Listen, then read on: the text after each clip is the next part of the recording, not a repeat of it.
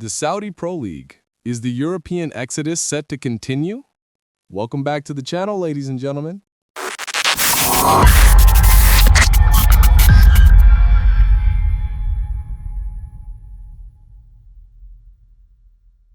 In the ever-shifting landscape of world football, there are watershed moments that redraw the entire map of power. And for the past 2 years, we have been living witnesses to such a seismic shift.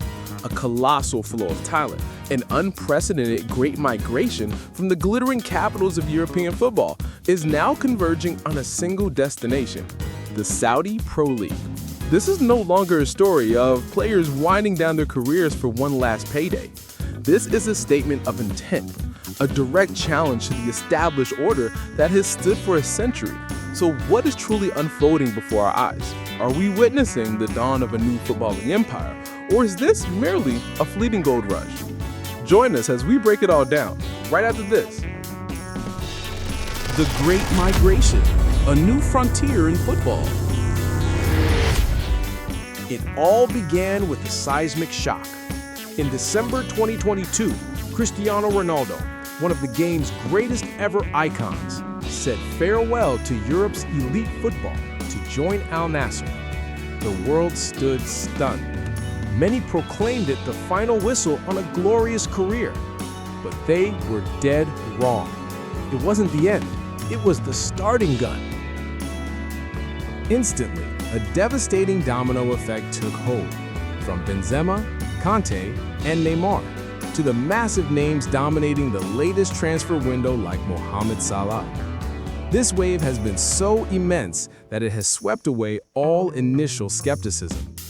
But if we only focus on the 30-something superstars, we're only seeing the tip of the iceberg. Look closer. Ruben Neves, the Wolves captain at age 26. Gabri Veiga, the Spanish prodigy at just 21. They're living proof that this has become a genuine career option, even for players in the prime of their athletic lives. However, recent media reports have revealed the darker side of the medal. This great migration is not always a path paved with roses. Jordan Henderson's story is a prime example. The former Liverpool captain left Al-Ettifaq after just 6 months to return to Europe with Ajax amid reports of his inability to adapt to the environment and quality of life. Similarly, center-back Aymeric Laporte has publicly voiced his frustration regarding professionalism and unfulfilled promises. These narratives demonstrate that behind the blinding glamour and astronomical money are significant challenges involving culture, environment, and the relentless pressure to perform. The timing. What triggered the exodus? Why the rush? Why now? So, the biggest question remains, why now? What has become the ultimate catalyst for this dizzying migration? Firstly, the extraordinary financial power is undeniable. Backed by the Public Investment Fund, the top 4 Saudi Arabian clubs can offer salary packages that simply no European club can compete with. This is an economic asymmetry the game has never seen before. Secondly, this is a project of national magnitude. It's not merely the ambition of a few clubs. It is a critical component of Saudi Arabia's Vision 2030. Football, with its global appeal, is the perfect soft power tool. The fact that they are going all in to prepare for the 2034 World Cup and facing no serious competition for the bid clearly demonstrates the immense determination and political clout driving this entire undertaking. And thirdly, there's a profound shift in the player's mentality. Is the definition of legacy slowly changing?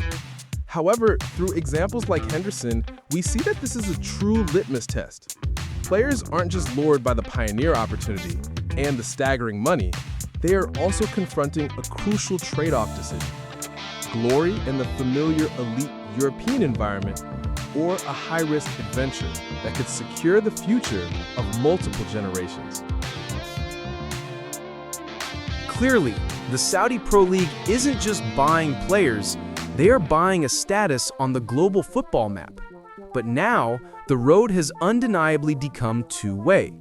The flow of stars arriving continues, yet the reverse current back to Europe has also started to emerge. Will this great migration continue? Absolutely, but it will become more complex. Players will have to weigh their options more meticulously, and the league itself must prove its commitment to sustainable professional development, rather than relying solely on financial muscle. Is this a bubble waiting to burst?